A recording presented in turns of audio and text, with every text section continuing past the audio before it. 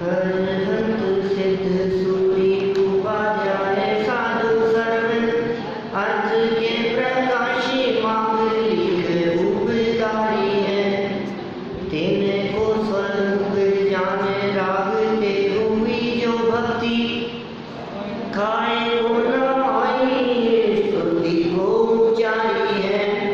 धन्य धन्य दिन हिते काज सब आज भये कर जोड़ बार बार वंदना हमारी है। मंगल कल्याण सुख ऐसो हम चाहत हैं। हो मेरी ऐसी दशा जैसी तुमदारी है। हो मेरी ऐसी दशा जैसी तुमदारी है। हो मेरी ऐसी दशा जैसी तुमदारी है।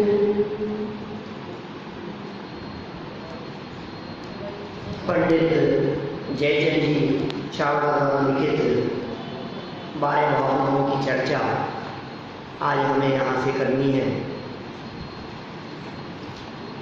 कल हमने भक्तामर विधान और उसके बीच में ही उस संबंधी चर्चा की थी और परसों 12 भावनाओं के संदर्भ में संक्षिप्त चर्चा कर चुके थे। उम्मीद करता हूँ 12 भावनाओं के नाम आप सभी लोगों को याद होंगे, होने ही चाहिए, क्योंकि 12 ऐसे महत्वपूर्ण शब्द हैं जिन शब्दों को आधार बनाकर आचार्यों ने चिंतन प्रस्तुत किया है, विद्वानों ने, ज्ञानियों ने चिंतन प्रस्तुत किया है। मैंने ये भी कहा था कि भूधरदास जी द्वारा लिखी गई ये 12 भावनाएं बहुत अधिक प्रसिद्ध हैं, जो राजा राणा छत्रपति हाथिर के अस्वार इस रूप में हम लोग सब बोलते हैं, पढ़ते हैं, वो सबको याद भी है। 90% लोगों को वो याद भी होगी। लेकिन तो याद होने के बावजूद भी जब कभी किसी व्यक्ति से 12 भावनाओं के नाम पूछे जाते हैं तो 99% लोगों को तो याद है वो भावनाएं, लेकिन नाम यदि पूछो तो 99% लोगों को याद नहीं है। माने उनमें जो 12 छंद हैं, जिन 12 बातों का वर्णन किया गया है, जिन्हें भावना कह करके पुकारा है, वो शब्द हमने यहाँ बोर्ड पर भी लिख दिए हैं। ये याद होने चाहिए सभी को। सबसे पहले नंबर पर अनित्य भावना का चिंतन। इस जीव का चिंतन चलना चाहिए अनित्यता के बारे में। अनित्य माने अनित्य। पहले इन 12 शब्दों के अर्थ देख लीजिए। यद्यपि हम पिछले सेशन में चर्चा कर चुके हैं विस्तार से, लेकिन फिर भी ये शब्द किस बात को बताते हैं? अनित्य पहला शब्द, क्षणभंगुरता, शाश्वत नहीं है,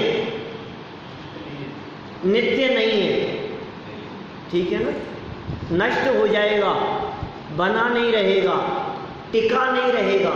नित्य माने टिके रहना, उसका नाम है नित्य। नित्य माने हमेशा, नित्य माने रोजाना, और अनित्य माने क्षणभंगुर, नाशवान। अनित्य हो गया पहला शब्द। अनित्य भावना में चिंतन क्या किया जाता है? नाशवान स्वरूप का चिंतन किया जाता है। दूसरा शब्द है अशरण। शरण माने होता है सहारा। आ लगा दिया उसके पहले, माने सहारा नहीं है, कोई सहारा नहीं दे सकता आपको। ये जीव जगत में सहारा खोजता है, सहारा तलाशता है, लेकिन कहीं भी आपको सहारा नहीं मिलेगा। अशरण। तीसरे नंबर पर शब्द दिया है संसार। संसार शब्द नहीं है, संसार भावना है, माने संसार के बारे में कुछ किया जाने वाला चिंतन। आप जानते हैं इन 12 भावनाओं को, 12 भावनाओं को, 12 माने 12 है, इनको 12 अनुप्रेक्षा भी कहते हैं। क्या कहा हमने? 12 भावना या 12 अनुप्रेक्षा एक ही बात है। साथ ही पूछूंगा, 12 भावना बोले या फिर 12 अनुप्रेक्षा बोले, एक ही बात है। भावना मतलब अनुप्रेक्षा। अनुप्रेक्षा का शब्द होता है चिंतन। क्योंकि वो चिंतन 12 प्रकार से किया जाता है, इसलिए 12 भावना बोल देते हैं हमको, द्वादश अनुप्रेक्षा बोल देते हैं। 3 शब्द हो गए, अनित्य, अशरण, संसार। संसार में क्या चिंतन किया जाए? संसार दुख स्वरूप है, संसार में कहीं सुख नहीं है, संसार में कहीं सुख शांति नहीं है, ये संसार भावना का चिंतन। फिर एकत्व भावना में अकेलेपन की बात, एकत्व अपने अपने में है सब, ये एकत्वपना। पर से भिन्न है यह अन्यत्व। एकत्व माने अपने अपने और अन्यत्व माने पर से अलग। फिर है अशुचि, अशुचि मतलब अपवित्र, अशुचि माने अपवित्र, शुचि माने होता है पवित्र और अशुचि माने होता है अपवित्र। तो ये हो गई 6 भावनाएं। ये 6 भावनाएं वैराग्य परक होती है, वैराग्य से संबंध रखने वाली होती है। और इसके बाद की जो 6 भावनाएं हैं, आश्रम का मतलब आप सभी जानते हैं, संवर माने सभी जानते हैं। आश्रम माने क्या होता है? कर्मों के आने को आश्रम कहते हैं, है ना। संवर क्या होता है? उनके रुकने का नाम है संवर। निर्जरा किसका नाम है? कर्मों के छूटने का नाम है निर्जरा। इसके बाद में लोक, लोक तो आप जानते ही हैं, 3 लोक है, ऊर्ध्व लोक, मध्य लोक, अधोलोक, ये 3 लोक है। तो लोक भावना में लोक के स्वरूप के बारे में चिंतन किया जाता है। फिर कहा बोधि दुर्लभ। बोधि मतलब होता है ज्ञान। बोधि माने रत्नत्रय भी किया गया है कहीं कहीं। बोधि शब्द का अर्थ केवल ज्ञान भी कहीं कहीं किया गया है। और दुर्लभ, रत्नत्रय की प्राप्ति दुर्लभ है, केवल ज्ञान की प्राप्ति दुर्लभ है। और कहीं कहीं तो इस दुर्लभता की चर्चा करते हुए मनुष्य जन्म की दुर्लभता की भी बात कर दी गई है। जिस पोजीशन में हम हैं, इस पोजीशन को प्राप्त करना ये बहुत दुर्लभ है भाई साहब। फिर अंत में धर्म, सच्चा धर्म क्या है, उसकी चर्चा धर्म भावना के अंतर्गत की जाती है। तो इस तरह से 12 शब्द हैं, शब्दों का अर्थ भी याद होना चाहिए और शब्द भी याद होने चाहिए, ठीक है ना। सुना सकते हैं आप लोग? 12 भावनाओं के नाम, नाम नाम बोलो भैया, अजय भैया। सबसे पहले अनित्य, ठीक है, अनित्य, अशरण, संसार। फिर एकत्व, अन्यत्व, अशुचि, ठीक है, 6 हो गई। आगे आश्रम, संवर, निर्जरा, 9 हो गई। हाँ, लोग बोले दुर्लभ होता है, 12 भावना हो गई। आज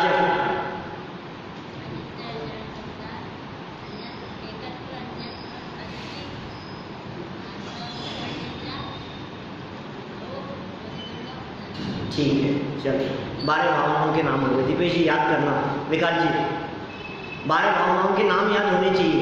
देखो यदि ये नाम याद होंगे ना तो फिर भले ही आप राजा राणा छत्रपति 12 भावना बोलो, क्या वो जब भावना बोलोगे तो आपको शब्द ध्यान में होना चाहिए। और ये कौन सी भावना की चर्चा चल रही है? हमने कहा मान लीजिए जहाँ देह अपनी नहीं तहाँ न अपना कोई, घर संपत्ति पर प्रकट है, पर है परिजन लोए। कौन सी भावना है? अन्यत्व, अन्यत्व, पर है सारे, सबके परायेपन की चर्चा है, ठीक है ना। ये अन्यत्व भावना है। जैसे मान लीजिए हमने कहा 14 राजू तंग नव लोक पुरुष संठान, लोक भावना है, लोक के स्वरूप के बारे में चर्चा है, समझ में आई। राजा राणा छत्रपति हाथिन के असवार और मरना सबको एक दिन, अनित्य है, सब क्षणभंगुर है, सबको एक न एक दिन मरना है, कोई परमानेंट नहीं है, यहाँ कोई टिका हुआ नहीं है, जो आया है उसको जाना है, ऐसा नहीं कोई अमर हो गया हो। तो ये कौन सी भावना हो गई? अनित्य भावना। माने वाक्य देख करके आप उस बात को पहचान पाएं कि ये कौन सी भावना है। हमने बहुत सारी 12 भावनाओं का उल्लेख पिछले सेशन में किया था आपके सामने। माने कितनी 12 भावनाएं, मोर देन 100 से ज़्यादा विद्वानों, ज्ञानियों, आचार्यों, मुनिराजों के द्वारा 12 भावनाएं लिखी गई है। उनमें से एक भावना की चर्चा हम यहाँ कर रहे हैं, जो है पंडित जयचंद जी छाबड़ा द्वारा लिखी गई बारह भावना। और हमारे लिए अत्यंत गौरव का विषय यह है कि ये बारह भावनाएं हमारे यहाँ इसी मंदिर में बैठकर लिखी गई। लगभग 350 साल पहले, 250-300 वर्ष पहले पंडित जयचंद जी छाबड़ा, जिनकी कार्यस्थली ये है दिगंबर जैन तेरापंथी बड़ा मंदिर, जौहरी बाजार, जयपुर, ये जो क्षेत्र है ये उनकी कार्यस्थली रहा। और बहुत आध्यात्मिक निरूपण किया है इन्होंने, बहुत सुंदर निरूपण किया है। चलिए हम शुरू करते हैं पहली भावना से। पहली का नाम क्या है? अनित्य। चर्चा किसकी होगी अनित्य भावना में? क्षणभंगुरता की, नाशवानपने की चर्चा होगी। कुछ स्थिर नहीं है, ये चर्चा होगी अनित्यता में। देखो जरा, इनकी भावना की एक स्पेशल विशेषता है, अनित्य के साथ में नित्यता की भी बात मिलेगी। मैं बोलता हूं, आप रिपीट करेंगे। द्रव्य रूप करि सर्वथिर,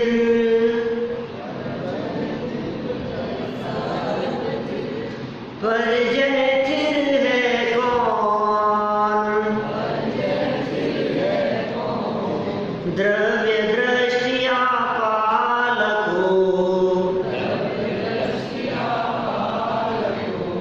पर जय नय करि कौन।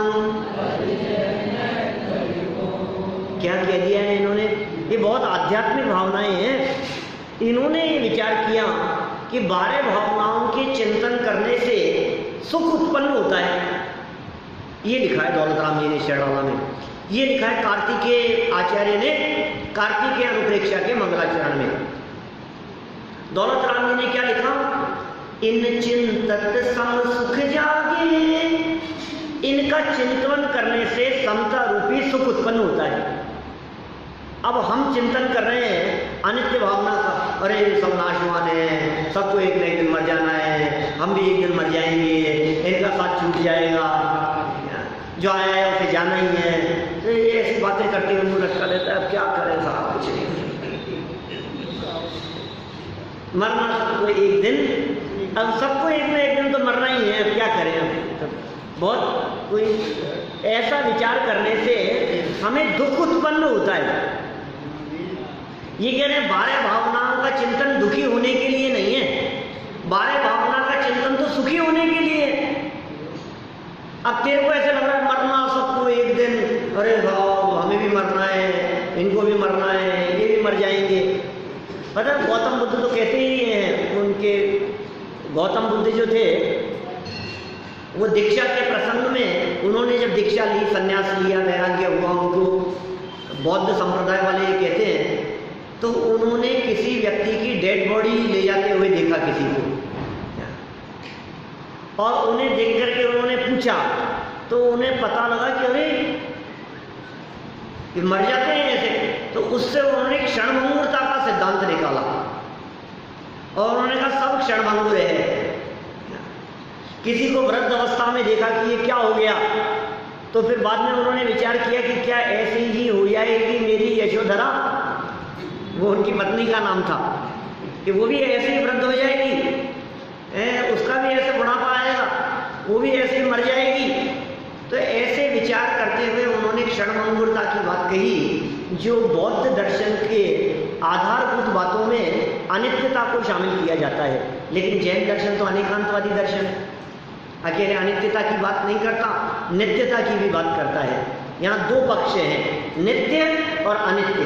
देखो, द्रव्य रूप करी सर्वथिर,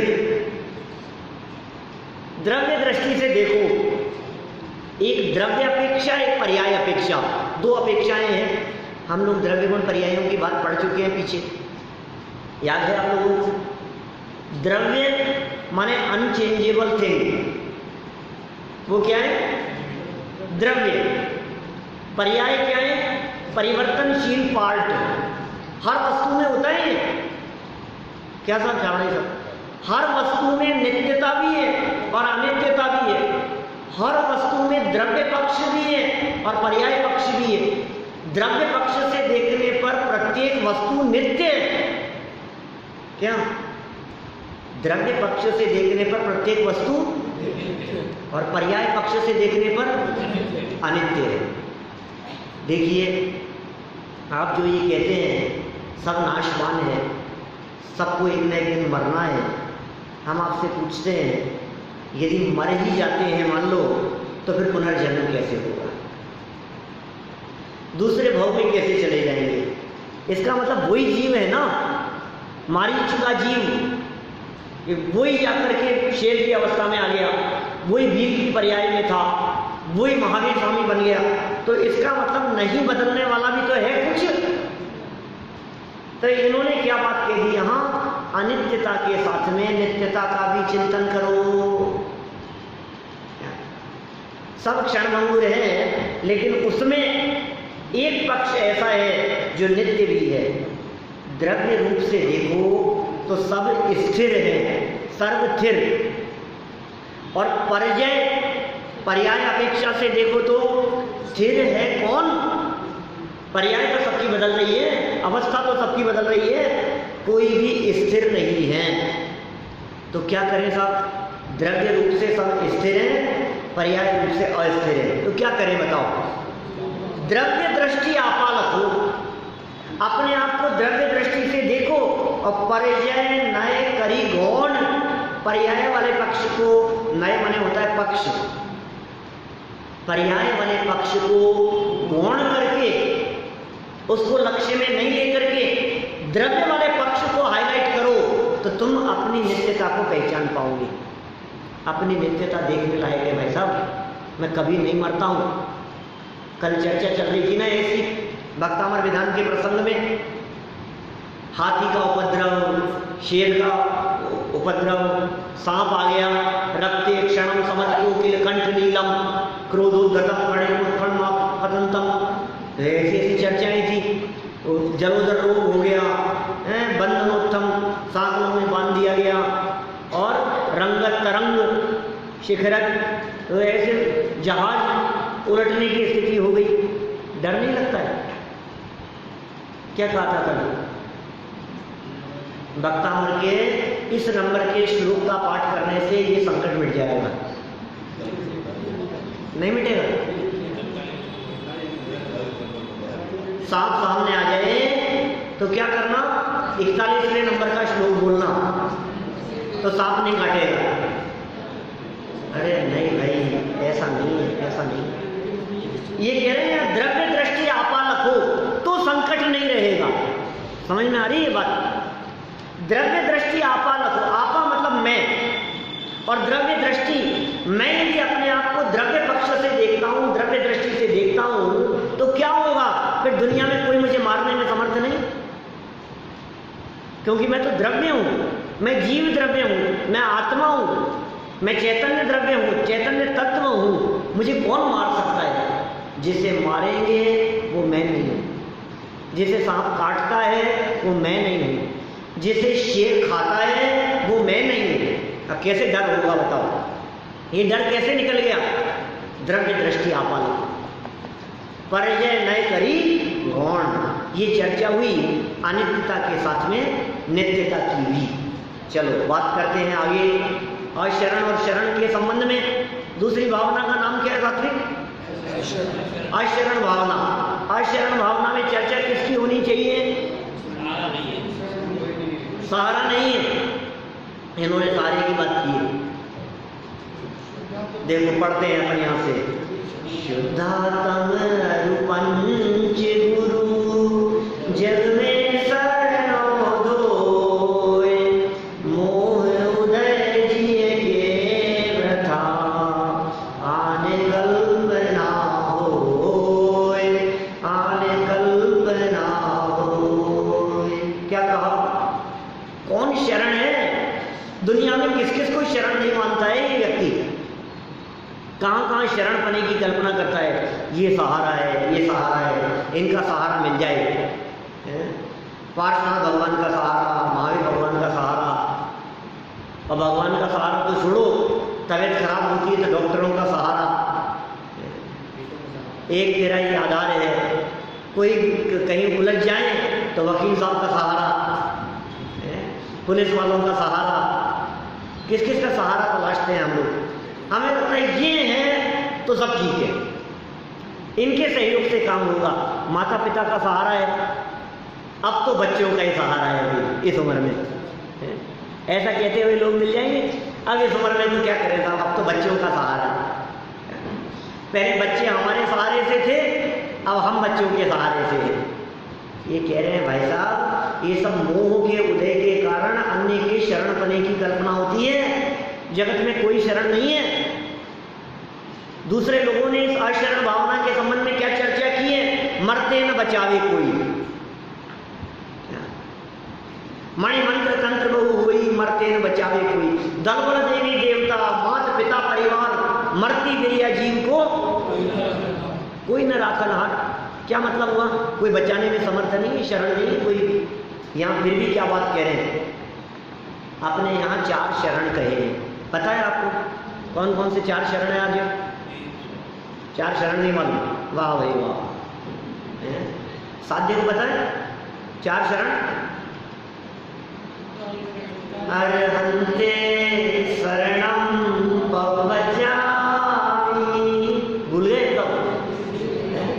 सिद्धे शरणं पवज्जामि, साहु शरणं पवज्जामि,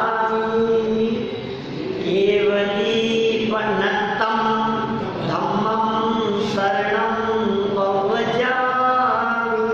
क्या हुआ है? ये शरण नहीं है क्या? 4 शरण है ना, 4 मंगल है, 4 उत्तम है, 4 शरण है। तो 4 मंगल कौन कौन से? अनंत भगवान मंगल है, सिद्ध भगवान मंगल है, साधु परमेष्ठी मंगल है, और केवली भगवान द्वारा बतलाया गया धर्म मंगल है। अब ऐसी शरण भी 4 है। कौन कौन से? अनंत परमेष्ठी शरण है, सिद्ध परमेष्ठी शरण है, साधु शरण है, और सच्चा धर्म शरण है। सब लोगों को तो याद ही नहीं था किसी को भी। 4 महीने पुराना केस हो गया है। ये याद रखो भाई, ऐसे नहीं आगे 5 और पीछे साफ होता जाए। ये शरण है हमारे लिए। लेकिन सुनो सुनो सुनो, ये जो 4 शरण कहे हैं, ये 4 शरण भी व्यवहार से कहे हैं। इनको व्यवहार से शरण कहा गया है कि अच्छा यदि ये शरण है तो मरते हुए बच्चे को बचा लेंगे कि नहीं। ऐसा केस हो गया तो मैंने बतलाया था पहले, शिखर जी की घटना सुनाई थी मैंने आपको। 22 साल के लड़के को शिखर जी पहाड़ पर सांप काट गया। हमारे सामने की घटना जब हम शिखर जी थे तब, और वहां सांप काट गया तो उस लड़के को लेकर के ऊपर पार्श्वनाथ की टोक पर भाग गए लोग। और ऊपर ले चलो, उनका तो चिन्ह ही सांप का है। साक्षात पार्श्वनाथ भगवान ही बचाएंगे अब तो। फिर क्या हुआ होगा? मर गया बच्चा, वो लड़का मर गया। बचाया नहीं पार्श्वनाथ भगवान ने, पता नहीं क्यों नहीं बचाया। श्रद्धा नहीं होगी शायद पक्की। अरे भाई नहीं बचाते तो फिर शरण क्यों कह रहे हैं उनको? इसलिए शरण है। इनकी शरण का अर्थ क्या है? आप 4था प्रवचन सुनना, भाग 1 का 3रा और 4था प्रवचन, जिसमें इसकी चर्चा की। 4थे में मिलेगी चर्चा।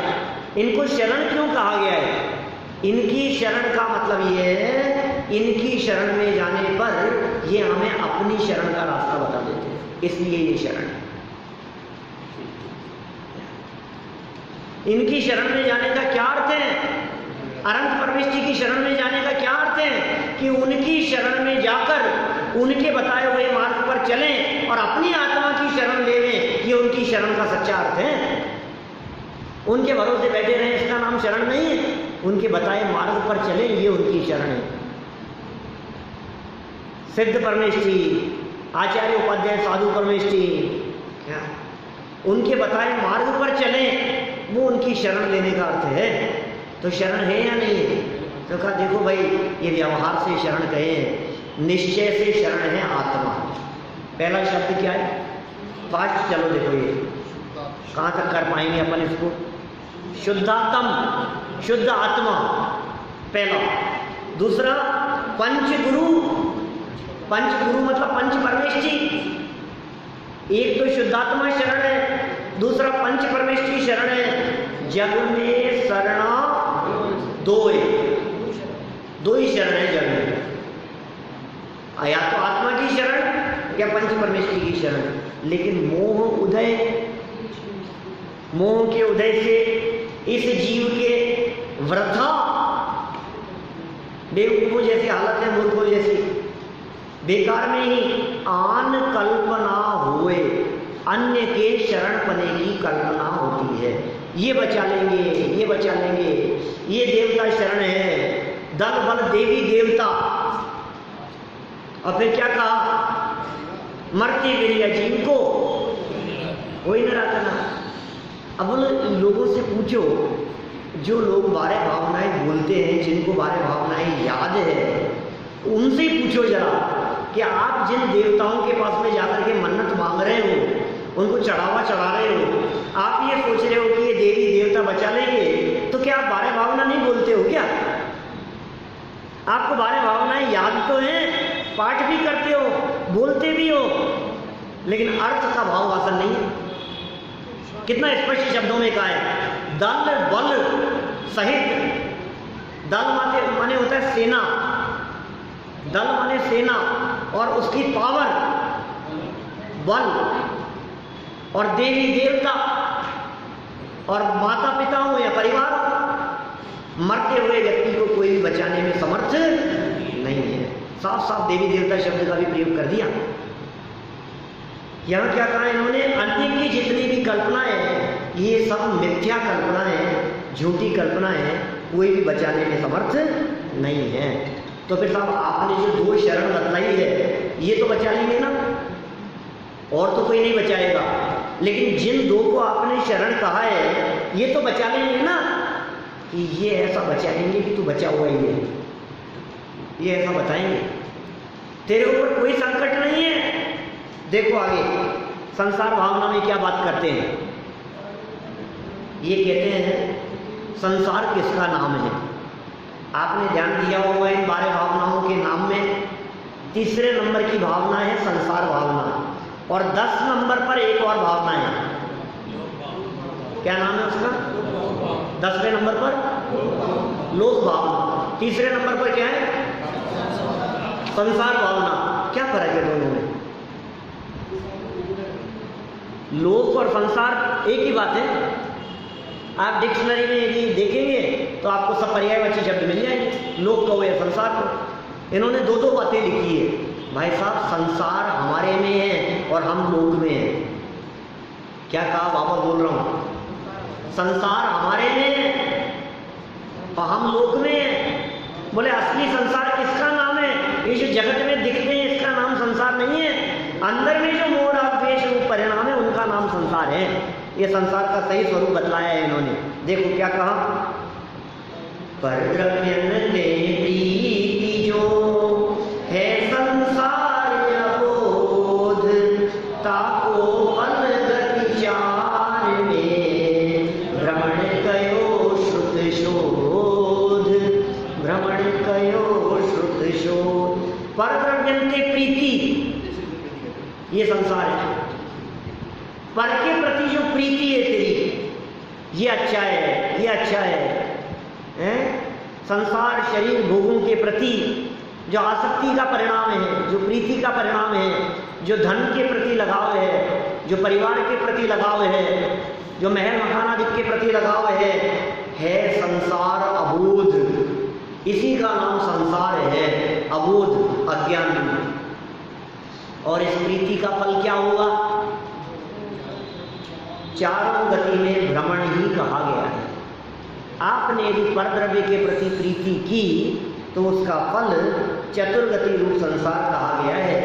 यही सभी श्रुत शोध, सभी शास्त्रों का सार यही है। निष्कर्ष है ये सारे शास्त्रों का कि तुम्हारे को चतुर्गति में परिभ्रमण होगा यदि परद्रव्यों के प्रति रंच मात्र भी प्रीति का भाव होगा तो।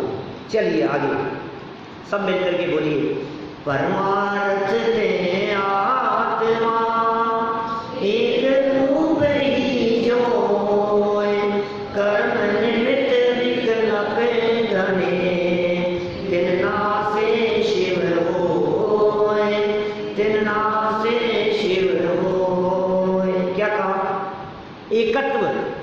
एकत्व की चर्चा करने वाले हैं। एकत्व किसका नाम? परमार्थ से आत्मा एक रूपी है, यही एकत्वपना है। परमार्थ से देखो तो आत्मा का स्वरूप सदा एक रूपी है। नरक में चला गया तो भी असंख्यात प्रदेशी अनंत गुण वाला था, निगोद में गया तो भी असंख्यात प्रदेशी अनंत गुण वाला था, ज्ञान स्वरूप था। सिद्धालय में चला गया तो भी कुछ बढ़ नहीं गया। मनुष्य हो चाहे तिर्यंच हो, नरक हो या देव हो, किसी भी गति और किसी भी अवस्था में रहा। ये कह रहे हैं परमार्थ थे। परमार्थ मतलब सच्चाई, परमार्थ मतलब निश्चय से, परमार्थ मतलब खरी बात है, वास्तविक बात है, एक रूप ही होए। तो फिर साहब ये अलग अलग दिखते हैं सब, ये क्या चक्कर है? बोले कर्म निमित्त विकल्प घने और तेन नाशेष हुए। कर्म के निमित्त से अनेक प्रकार के घने विकल्प दिखाई देते हैं, उनको नाश करने से ही मोक्ष की प्राप्ति होती है। जितनी विविधता दिखाई देगी, जितने भेद दिखाई देंगे, ये सारे के सारे भेद कर्म के निमित्त से दिखने वाले भेद हैं। स्वभाव में कोई भेद नहीं है, आप में और मेरे में कोई अंतर नहीं है। कर्म के उदय की अपेक्षा से भेद है। आपका शरीर अलग है, मेरा शरीर अलग है। कौन से कर्म से अंतर दिख रहा है? नाम कर्म से। आपका ज्ञान अलग है, मेरा ज्ञान अलग है। कौन से कर्म से अंतर दिख रहा है? ज्ञानावरणी कर्म से। आपके घर बार महल मकान परिग्रह अलग है और मेरा घर बार महल मकान अलग है, तो कैसे फर्क है? वेदनी कर्म के उदय से। वेदनी कर्म से मिलते हैं ना संयोग। 8 कर्म बतलाए तो थे, भूल थोड़ी ना गए आप लोग, 2-1 दिन पहले हुई है चर्चा। तो ये जितने भी परिवर्तन दिख रहे हैं, ये सब कर्म के निमित्त से होते हुए दिखाई दे रहे हैं। आपका मोह का परिणाम है, राग का परिणाम है, हमारा कषाय का परिणाम है, किसी का भक्ति का परिणाम है, किसी का स्वाध्याय का परिणाम है। बोले अंतर किस वजह से? बोले चारित्र मोहनी कर्म की वजह से। तो कर्म निमित्त विकल्प घने तेन नासे शिव हुए। आगे देखिए अन्यत्र अपने अपने सत्व को सर्ववस्तु विलसाय, ऐसे चितरे जीव तब परते ममत न थाय, परते ममत न थाय। कितना सरल है यार, लेकिन मर्म कितना है। अभी छंद तो ऐसे एक एक छंद के बारे में चर्चा करो कई दिन। अपने अपने सत्व को, अपनी अपनी सत्ता, सर्व वस्तु विलसाय। सत्व मतलब सत्ता, अपनी अपनी सत्ता है सबकी, हर वस्तु उसमें सुशोभित होती है। हर वस्तु का अपना अपना सत्व है, सत्ता है, अस्तित्व है। और जब ऐसा चिंतन करता है जीव, तो पर से ममत्व न थाए, तो पर से ममत्व कैसे होगा? बोलो, मैं अपने में हूँ, आप अपने में हैं, ये इसमें है। हर वस्तु, मोबाइल में है, घड़ी में, माइक में है, ठीक है ना, मकान में है, पैसा पैसे में है, और मैं अपने में हूँ। बोलो, तो जब मैं अपने में हूँ और पर से भिन्न हूँ, तो हर वस्तु अपने अपने हिसाब से रहती है। जब ऐसा विचार करोगे तो पर ते ममत्व न थाए, तो पर पदार्थों से ममत्व भी नहीं होगा। यह अन्यत्र भावना है, पर से भिन्नत्व की भावना। कितना सुंदर स्वरूप बतलाया है। देखो, धन धान्य स्त्री पुत्रादिक ये मेरे से भिन्न है, परिवार मेरे से भिन्न है, ऐसे अन्यत्व की चर्चा तो सब करते हैं। लेकिन हर वस्तु अपने अपने में ये वस्तु स्वरूप, ये अन्यत्वपना, ये मार्मिक बात है, ये बारीक बात है। चलो आगे, अशुचि भावना में शरीर की अपवित्रता की चर्चा करते हैं। ये कुछ अलग बात कह रहे हैं। निर्मल अपनी आत्मा देह पावन गे, ज्ञानी भव्य निज भाव को, या सो तजो सने, या सो तजो सने। निर्मल अपनी आत्मा, अपनी आत्मा अत्यंत निर्मल है। ये सब अशुचि भावना बता रहे हो आप, और निर्मलता की बात कर रहे हो। अशुचि की करो ना। ये शरीर देह अपावन गे है, शरीर अत्यंत अपवित्र है और आत्मा अत्यंत पवित्र है। देह की अपवित्रता का चिंतन करो और अपने स्वभाव की पवित्रता का चिंतन करो। जो भव्य जीव इस बात को जानता है तो देह से स्नेह को तोड़ देता है, उसका शरीर के प्रति ममत्व नहीं होता। मैं किसके प्रति ममत्व कर रहा हूँ? अशुचि, अपवित्र, पररुधिर, आदमल, थैली, शरीर की अशुचिता, अपवित्रता, भीतर या सम जगत में और ना ही गिनगे। भीतर से जो स्वरूप है यदि उसको बाहर में देखो तो क्या स्थिति दिखेगी आपको? यासो तजो सनीन, इसलिए देह के प्रति अपनेपन को त्याग दो। अभी अशुचिता की भावना हो गई यहाँ। अब आश्रव भावना में क्या कहते हैं? आत्म केवल ज्ञानमय निश्चय दृष्टि निहार, सब विभाग परिणाममय आश्रव भाव निहार, आश्रव भाव विडार। क्या कह रहे हैं? आत्मा केवल ज्ञानमय है। आत्मा का स्वरूप कैसा है? ज्ञान मात्र आत्मा। आत्मज्ञानम स्वयं ज्ञानम ज्ञानात् अन्यत् करोति किम। आत्मा तो स्वयं ज्ञान स्वरूप है। निश्चय दृष्टि निहार, निश्चय से देखने पर और सारे विभाव परिणामों को देखो तो वह आश्रव भाव है, उनको विडार, उनको उनका नाश करने योग्य है। समस्त आश्रव भावों का तो नाश करने योग्य है। और निश्चय से देखो तो अपना आत्मा वो केवल ज्ञानमय है। तो आत्मा को ज्ञानमय देखोगे तो सारे आश्रव भाव नष्ट करने योग्य दिखाई देंगे। आगे चलो। निज स्वरूप में लीनता निश्चय संवर जानी, समिति मुक्ति संयम धर्म धरे पाप की हानि, धरे पाप की हानि। क्या कह रहे हैं? निज स्वरूप में लीनता। निश्चय से संवर किसका नाम है? आश्रव निरोध है, संवर है। ये संवर की परिभाषा पढ़ी है हमने, तत्वार सूत्र में उमा स्वामी महाराज कह रहे आश्रव निरोध है, संवर है। आते हुए कर्मों के रुक जाने का नाम संवर है। ठीक है ना? ये क्या कह रहे हैं यहाँ? संवर किसका नाम है? निज स्वरूप में लीनता का नाम निश्चय से संवर है। अरे देखो भाई, आते हुए कर्मों को आप रोक सको ऐसी तो आप में ताकत ही नहीं है। जब ये जीव अपने स्वरूप को देखता है तो आते हुए कर्म अपनी योग्यता से अपने आप रुक जाते हैं। क्या? निज स्वरूप में लीनता को निश्चय से संवर कहा है। और गुप्ती समिति वगैरह बोले इनको व्यवहार से धर्म कहा गया, व्यवहार से संवर कहा गया। सगुप्ती समिति धर्म अनुप्रेक्षा परिचय जय और चारित्र धरे पाप की हानि। ऐसे संवर को जीवन में उतारने पर, धारण करने पर समस्त पाप कर्मों की हानि हो जाती है। चलो आगे। निर्जरा।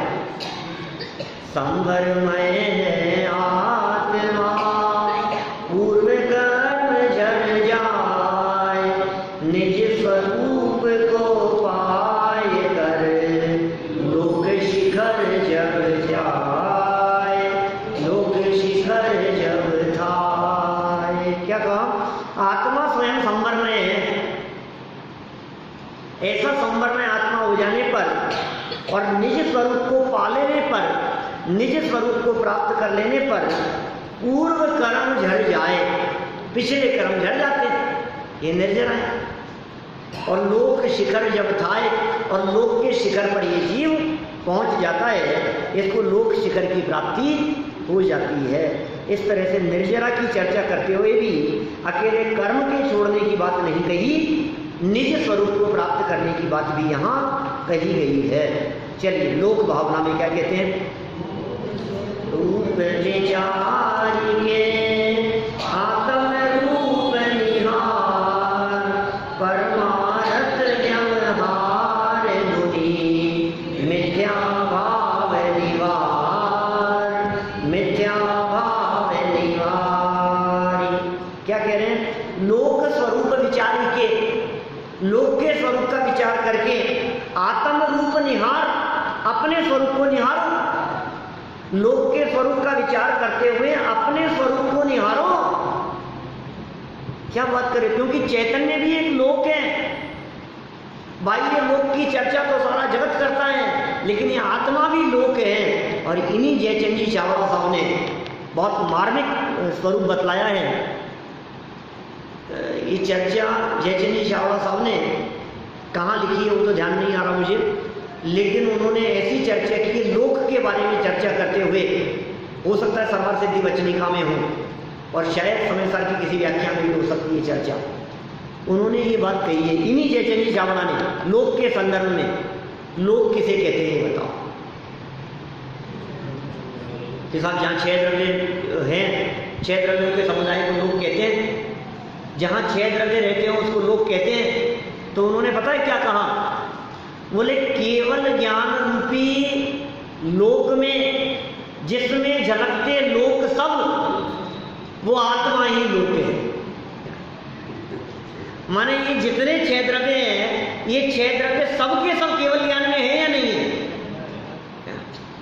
तो इसलिए केवल ज्ञान में चूंकि 6 द्रव्य पाए जाते हैं, मौजूद हैं, इसलिए वास्तव में वो ज्ञान ही असली लोक है। ऐसी चर्चा इन जयचंद जी चावड़ा साहब ने की है।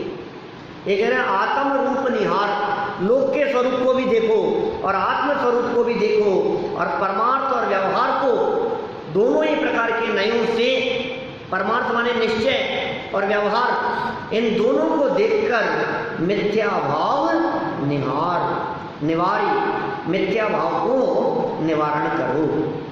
ऐसी भावना भाई। फिर बोधि दुर्लभ, बोधि आपका भाव है, निश्चय दुर्लभ नाही, भव में प्राप्ति कठिन है, यह व्यवहार कहाँ, यह व्यवहार कहाँ। बोधि आपका भाव है, बोधि तो आपका भाव है। बोधि मतलब ज्ञान, बोधि मतलब रत्नत्रय।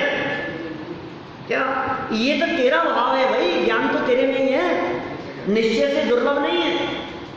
स्वयं ज्ञानवान होते हुए ज्ञान की दुर्लभता की बात कर रहा है, वास्तव में तो दुर्लभ है नहीं, तो फिर दुर्लभ क्यों कह रहा है? भव में प्राप्ति कठिन है। इस संसार दशा में या वर्तमान भव में इसे हमने आज तक कभी प्राप्त नहीं किया है, इसलिए उसे दुर्लभ कह रहे हैं। कौन सी चीज दुर्लभ है और कौन सी चीज सुलभ है? जो चीज आज तक आपको प्राप्त नहीं हुई हो उसे कहते हैं दुर्लभ, और जो प्राप्त हो गई हो उसे कहते हैं सुलभ। धन कन कंचन राज सुख सब ही सुलभ, सब सुलभ है, अनंत बार प्राप्त किया है। तो दुर्लभ क्या है? एक यथार्थ ज्ञान, वो दुर्लभ है। और ये कह रहे हैं यथार्थ ज्ञान भी तेरा ही है, इसलिए निश्चय से दुर्लभ नहीं है। हाँ, प्राप्त नहीं हुआ है वो ज्ञान तुझे, वो सम्यक ज्ञान, वो रत्नत्रय, वो केवल ज्ञान की तुझे प्राप्ति नहीं हुई है, इसलिए व्यवहार से उसे दुर्लभ कहा जाता है। अंतिम धर्म भावना, दर्शन दर्श ज्ञान मय चेतना, आत्म धर्म बखानी, दया क्षमाधिक रतन त्रय, या में गर्भित जानी, या में गर्भित जानी। दर्शन और ज्ञान में जो चेतना है, यही आत्मा का धर्म कहा गया है। आत्म धर्म बखानी, बखानी मतलब कहा गया है आत्मा का धर्म। आत्मा का धर्म क्या है? ज्ञान दर्शन आत्मा का धर्म है। आप कौन से धर्म की बात कर रहे हो? सारा जगत पूजन में धर्म मान रहा है, सारा जगत भक्ति में धर्म मान रहा है, सारा जगत व्रत उपवास आदि में धर्म मान रहा है। ये कह रहे हैं दया क्षमा अधिक, ये रत्नत्रय, इसमें गर्भित है ये सब। असली धर्म तो ज्ञान और दर्शन है, उसको पहचानो, आत्म धर्म को पहचानो। तो इस तरह से ये धर्म भावना की चर्चा इन्होंने की है। ये बहुत मार्मिक शब्दों में ये सारी व्याख्याएं हैं, हमने बहुत संक्षेप में देखा है। फिर भी ये जो 12 भावना हमने यहाँ पढ़ी है जयचंद जी चावड़ा साहब की, इस 12 भावना में जो नई दृष्टि सामने आ गई है, वो नई दृष्टि क्या है? बोधि दुर्लभ की धर्म की चर्चा की और निश्चय से धर्म भी बताया। बोधि दुर्लभ बतलानी थी और निश्चय से दुर्लभ नहीं है, विरोधी बात हो गई ना। अनेकांतिक दृष्टिकोण, लोक बतलाना था और बाहरी लोक के साथ साथ में आंतरिक लोक भी बताया। निर्जरा बतलाना था और संवरमय है आत्मा, ये निर्जरा की बात कह रहे हैं। संवर भावना बतलानी थी और निज स्वरूप में लीनता की बात कर रहे हैं, ये निश्चय से। और बाहर में कर्मों का रुकना वो व्यवहार से। ऐसे आश्रम की बात करने में भी आत्मा को ज्ञान में कहा, अशुचि भावना में शरीर की अशुचिता के साथ साथ अपनी आत्मा की निर्मलता की बात कही।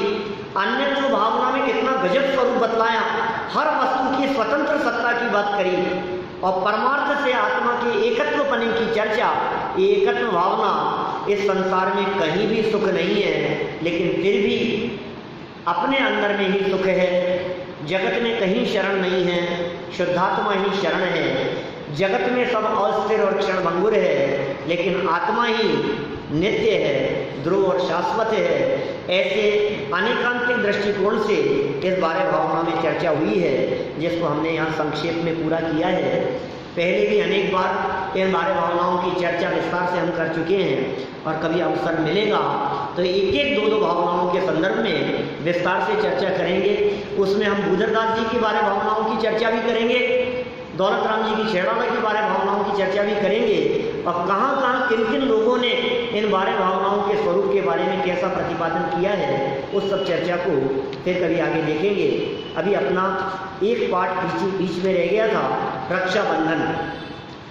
मैं सोचता था कि रक्षाबंधन निकट है तभी कर लेंगे, लेकिन सोचता हूँ कर ही लेने, तो कल देखते हैं अपन जैसा मानस बनेगा, हम ये रक्षाबंधन वाले पाठ की चर्चा भी कर लेंगे, ठीक है ना। फिर ये पाठ पूरा हो जाएगा, फिर आगे बढ़ेंगे अपन। तो हम सभी इन बातों का चिंतन करें और अपने जीवन को सुधारें, इसी भावना से बात करें।